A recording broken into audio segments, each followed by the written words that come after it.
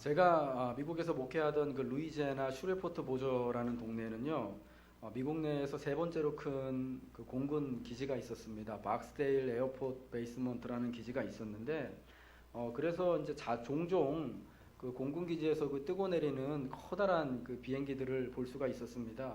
비행기가 뜨고 내릴 때 그 배를 볼 수 있는 그 배 밑창 있잖아요. 비행기 이제 바닥, 뭐라 그러죠? 바닥을 볼 수 있는 그런 기회가 있었는데요. 이 비행기가 뜨고 내리는 것을 보면서 참 신기하다, 새롭다라는 그런 생각을 하게 되었습니다. 물론 여러분, 오늘날은 우리가 여행도 비행기를 타고 자주 다니고 또 출장을 가더라도 비행기 타고 자주 다니기 때문에 뭐 비행기가 하늘에 뜨고 내리는 게 뭐가 그렇게 신기할까, 희한할까라고 그렇게 생각할 수도 있을 것 같습니다. 근데 여러분, 그게 직접 뜨는 것을 가까이에서 보면은요, 느낌이 색다르게 다가오는 겁니다. 보는 관점에 따라서, 시선에 따라서 이게 정말 경이로운 일이 되기도 하고 경탄할 만한 그런 일이 되기도 하는 거죠.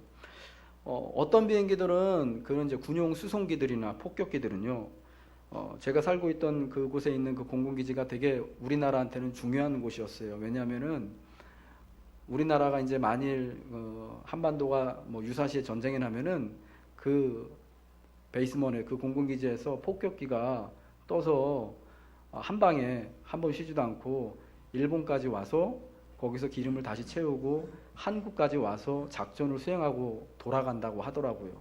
그러니까 사실은 굉장히 우리나라에는 굉장히 중요한 그런 그 역할을 하는 곳인데, 그런 폭격기들이나 군용 수송기들을 보면요, 일반 여객기들보다 훨씬 커다란 것들도 있어요. 그래서 우리 살고 있는 아파트보다 어떤 비행기들은 훨씬 큰 그런 비행기들이 있거든요. 근데 그게 왜 나는 게 신기하냐면은, 이게 비행기지만요, 대부분 그냥 쇳덩어리 철이에요. 여러분 아시겠지만은 철을 공중으로 한번 던져 보십시오. 그게 그대로 있습니까? 그냥 훅 다 떨어지죠. 그 무거운 쇳덩이가, 비행기가 대부분 쇳덩이고 조금 진짜 플라스틱 섞여 있고 조금 알루미늄 조금 있고, 그리고 뭐 유리창이 있으니까 유리들도 조금 있지만은, 이게 그냥 엄청나게 큰 쇳덩어리가 하늘을 그냥 날아다니는 거거든요. 근데 이 커다란 비행기, 쇳덩이인 비행기를 하늘로 날려 보내기 위해서는요, 엄청난 힘이 들어가는 거죠. 비행기가 처음 이륙할 때 가장 많은 에너지, 휘발유가 이제 든다고 합니다. 그래서 어느 정도 하늘에 올라서 고도를 유지하고 날게 되면은, 그때부터는 이제 기류, 공기, 바람을 의지해서 날기 때문에 에너지가, 힘이 그만큼 덜 든다고 합니다. 어쨌거나 그 정도의 고도까지 높이 띄우기 위해서 처음에 대지를 박차고 비행기가 올라가는데 엄청난 에너지가 들어갑니다. 그 에너지가 없으면은 이 철로 이루어진 이 커다란 이 비행기가 결단코 하늘에 뜰 수가 없는 거죠. 여러분, 비행기를 하늘에 띄우기 위해서는 엄청난 에너지가 들어가는 것처럼, 성도가 하나님 나라의 진정한 복인 우리 이 팔복을 누리고, 그리고 소금이 되고 빛이 되게 하는 데에도 엄청난 에너지, 힘이, 능력이 필요합니다. 이것이 바로 성도가 하나님 나라의 복을 누리고 소금이 되고 빛이 되게 하는 이 에너지가 바로 하나님의 계명, 즉 말씀이다라는 것을 우리는 기억해야 합니다. 오늘은 리셋 산상순 그 네 번째 시간으로 계명을 완성하신 예수님에 관하여서 우리가 말씀을 함께 나눠보기를 원합니다. 오늘 이 본문 17절부터 20절의 말씀 중에서 이 말씀을 해석해내는데 정말 중요한 단어가 있습니다. 그것은 17절에 나와 있는 완전하게 하려 함이다 라는, 완전케 하다라는 그 단어입니다. 내가 율법이나 선지자를 폐하러 온 것이 생각하지 마라. 폐하러 온 것이 아니요 완전하게 하려 함이다 라고 주님이 말씀하셨는데, 이 완전케 하다라는 이 단어가 이 헬라어로는 플레로사이라는 단어인데, 이게 세 가지 의미가 있어요. 첫 번째 의미는 글자 그대로 완전케 하다, 즉 완성하다라는 의미가 있는 것입니다. 이 완성하다라는 의미로 볼 때 예수님은 하나님의 말씀을 완성하기 위해서 이 땅에 오신 분으로 자신을 또 우리에게 말씀해주고 있는 것이죠. 구약의 모든 말씀, 모세의 율법과 선지자, 예수님이 말씀하신 것처럼 율법과 선지자로 대변되는 하나님의 모든 말씀이 예수 그리스도를 통하여서 완성이 된다라는 것입니다.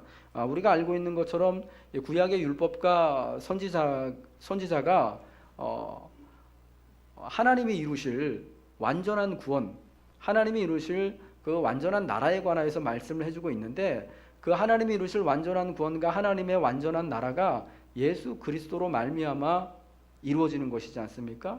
그렇기 때문에 그런 의미에서 예수님이 말씀을 완성하시는 분이다라는 것입니다. 그래서 구약의 모든 말씀이 다 예수 그리스도로 말미암아 해석이 되어지는 것입니다. 이 두 번째 이 플레로사이의 의미에는 어떤 것이 있냐면요, 행하다라는 의미가 있어요. 이 행하다. 이 똑같은 단어가 갈라디아서 6장 2절에 쓰였는데, 너희가 서로 짐을 지라 그리하여 그리스도의 법을 성취하라 라고 말씀을 하고 있어요. 개역 성경에 성취하라라고 되어 있지만 이게 사실은 행하라 라는 말이에요. 하라는 말이죠. 영어로 doing 하라는 겁니다. 두 번째 의미에서는 이 행하라는 의미로 이 플레로사이라는 단어를 본다면은 예수님께서 율법과 선지자의 말씀 그대로, 그러니까 성경 말씀 그대로를 이행하고 순종하시는 분이다라는 것을 보여주시는 것입니다. 모세를 통해 주신 율법과 선지자의 그 모든 글들은요, 사실은 그 누구도 완전하게 지킬 수 없는 것들이었습니다. 그래서 율법에 완전하고 흠이 없다라고 자기를 소개하는 바울 사도조차도 로마서 3장 20절에 이렇게 말씀하잖아요. 그러므로 율법의 행위로 그의 앞에 의롭다 하심을 얻을 육체가 없나니 율법으로는 죄를 깨달음이니라. 율법으로는 의롭다 할 수가 없다라는 것은 율법을 다 지킬 수 없다라는 것입니다. 그저 율법을 통해서는 내가 죄인이구나라는 것을 깨닫는 역할만 한다라는 것이죠. 로마서 2장 7절 17절 이하에 보면은 자칭 유대인이라고 하는 사람들, 말씀을 갖고 있고 말씀을 끔찍하게 정말 온전하게 지키려고 노력하는 이 율법의 선생이라고 불리는 자들이 사실은 하나님의 율법을 자랑하지만 도리어 그 율법을 하나도 지키지 않는 그런 이방인들과 똑같다라는 것을 고발하는 것을 볼 수가 있습니다.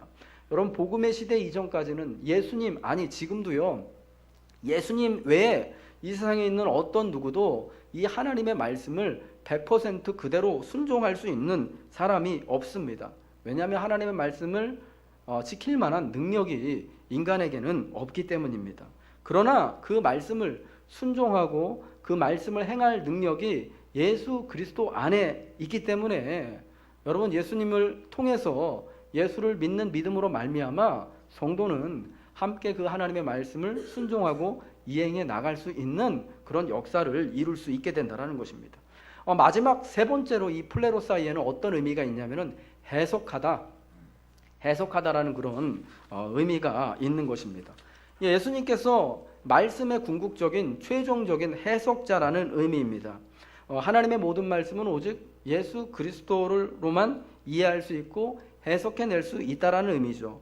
말씀의 해석자로서 특별히 예수님은요, 5장 21절부터 5장 마지막 절까지 구약의 말씀, 특별히 십계명에 나와 있는 그 말씀들을 권위 있게 해석하시는 모습을 보여주고 있습니다. 살인에 관하여서, 간음에 관하여서, 이웃 사랑에 관하여서, 원수를 어떻게 미워하지 않고 사랑할 것인가에 관하여서 예수님이 쭉 그 말씀을 예수님의 권위로 해석하시는 모습을 보게 되는 것입니다.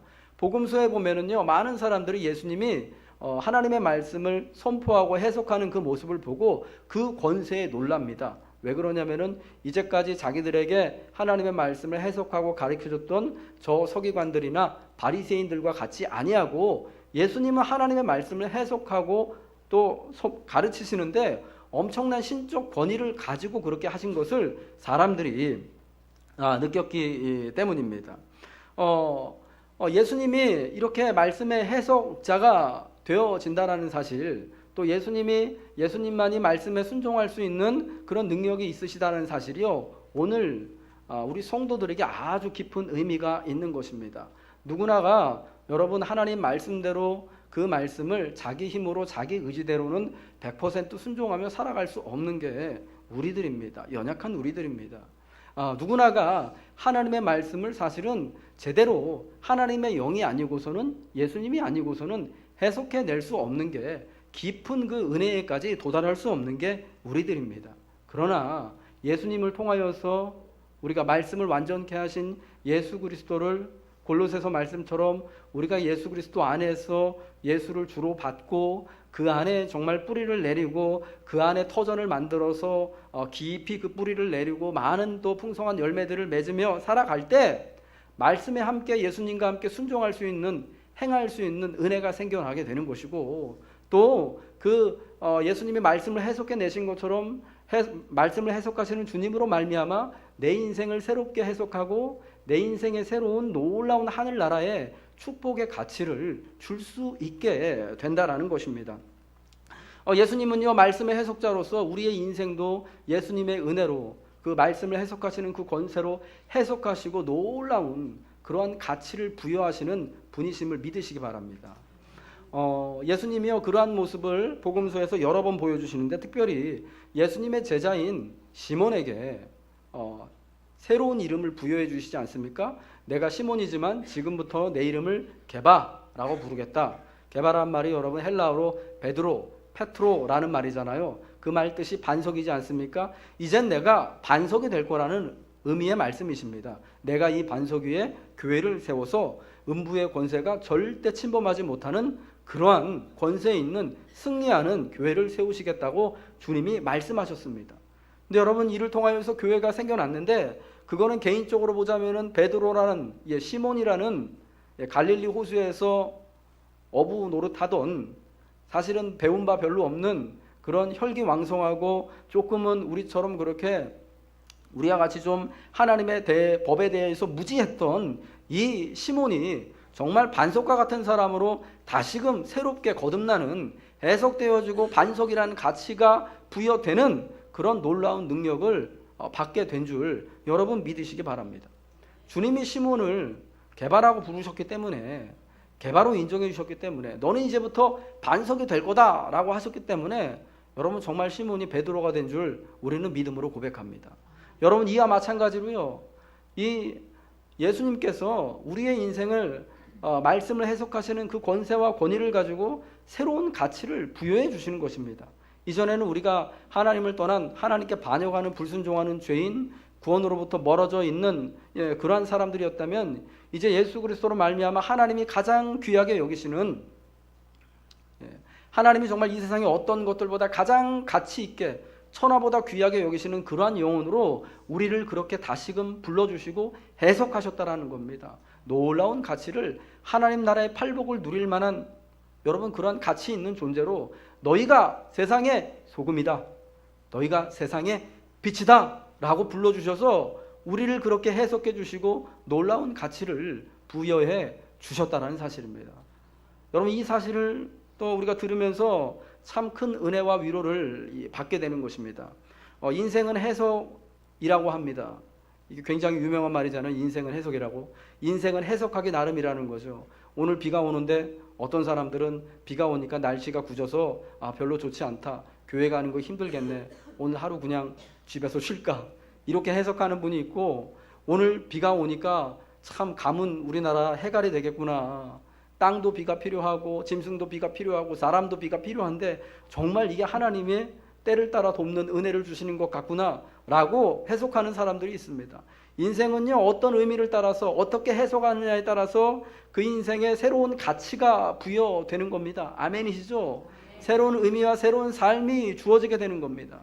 여러분, 근데 놀라운 것은 주님께서 우리에게 새로운 가치를요 주신 겁니다. 그래서 우리를 완전히 새롭게 하신 거죠. 금요일날 저희 집 냉장고에 보니까 우리 아들 애가요, 그 도화지에다가 수채화 물감 파란색으로 엄마 아빠 사랑해요라고 이렇게 딱 써서 붙여놨어요. 글씨를 제법 잘 썼어요.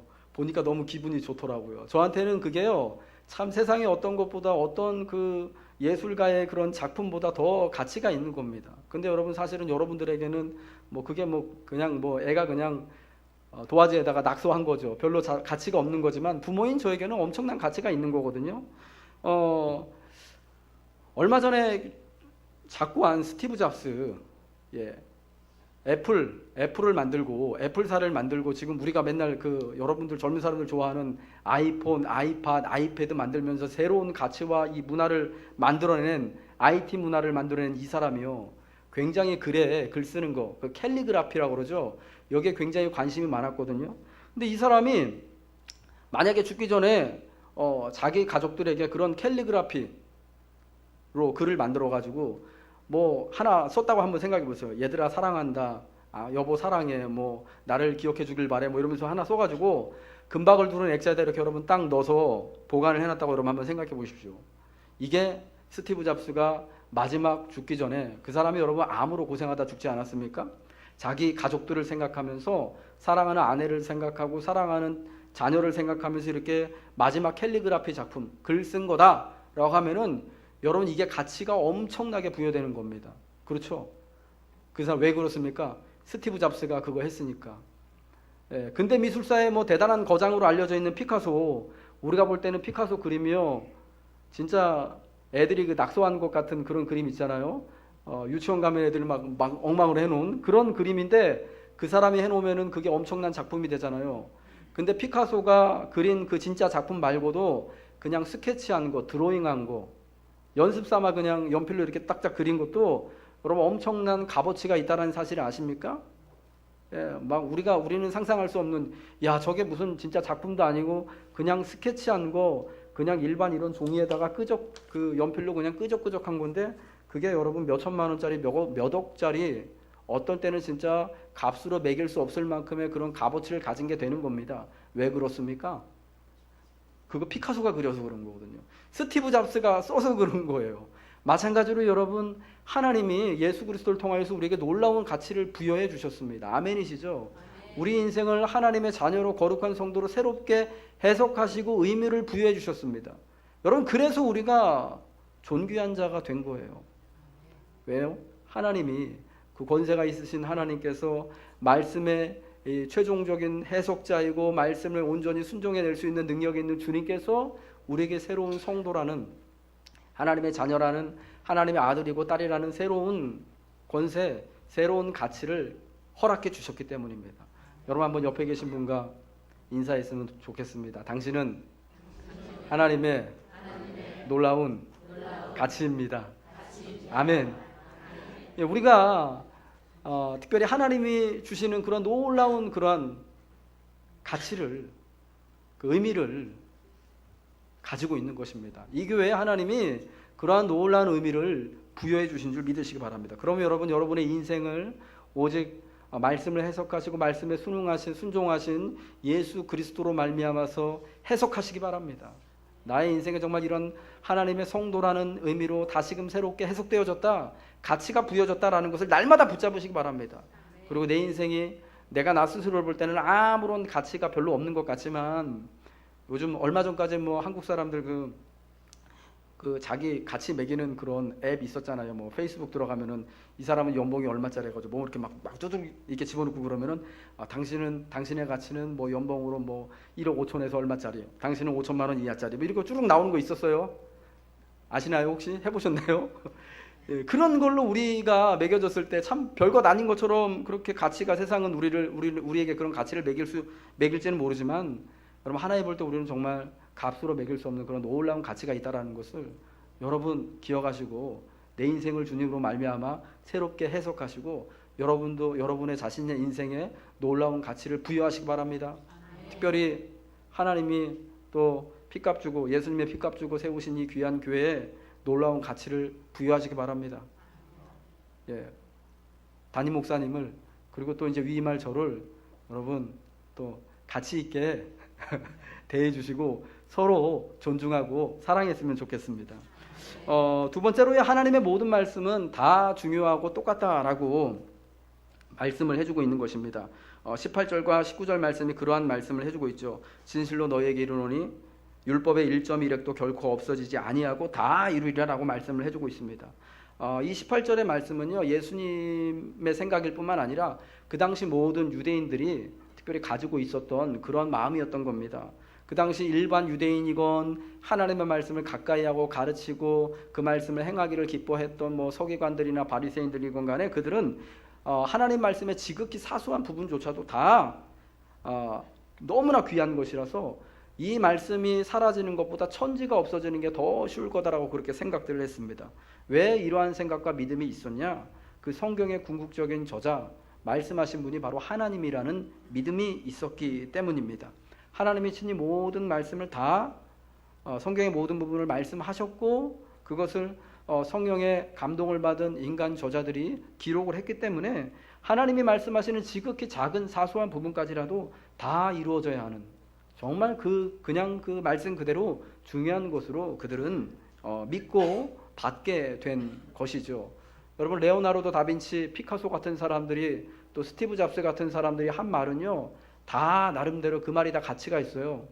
제가 한 말이면은 저 무슨 개똥 같은 소리야. 저거 정말 개똥 철학이다라고 말하는 것도 스티브 잡스가 말하면 그게 여러분 명언이 돼가지고 젊은이들의 가슴을 울리는 말이 돼서 책으로 이렇게 빡 나와가지고 서점 가면은 요즘 힘든 사람들이 막 사서 보는 야, 이거는 꼭 봐야 된다라는 여러분 그런 책 되는 거 아니겠습니까? 그와 마찬가지로 하나님이 하신 모든 말씀이 그에 비교할 수 없는 놀라운 가치가 있다라는 것을 말씀을 해주고 있는 것이죠. 여러분 우리가 성경의 말씀을 바라볼 때 뭐 구약의 모든 말씀, 신약의 모든 말씀이 66권의 성경 말씀 모두가 다 귀중하고 중요한 하나님의 말씀임을 우리는 믿어야 합니다. 그래서 어떤 말씀은 어떤 것보다 더 좀 가치가 덜하고 덜 중요하고 한 것이 아니라 모든 말씀이 다 똑같이 창세기부터 계시록에 이르는 말씀이 다 중요한 하나님의 말씀으로 우리는 받아야 됩니다. 십계명에 있는 10가지 계명 중에서 성도들이요 2가지 계명 앞에 나와 있는 하나님은 내 하나님이 유일한 하나님이다 하는 것과 우상 만들지 말라, 섬기지 말라라는 건 너무나 중요하게 잘 알고 있습니다. 근데 그에 반해서 안식일을 기억하여 거룩히 지키라. 오늘날 우리가 사실은 앞에 2계명보다는 조금 덜 지키는 것 같다라는 생각이 들어요. 물론 우리가 주일 안식일을 지키지만 또 어떻습니까? 그 계명에 나와 있는 살인하지 말라, 간음하지 말라라는 말씀 정말 힘써서 지키려고 노력하고 있습니다. 그렇죠. 큰 죄인 줄로 알고 있어요. 그런데 또 그 계명 외에 또 내 이웃에 대하여서 거짓말하지 마라, 거짓 증거하지 말라라는 말씀에 대해서는 우리가 그보다는 좀 덜 중요하게 여기는 것 같아요. 왜 그런 걸 알 수 있냐면은 잘 지키지 못하거든요.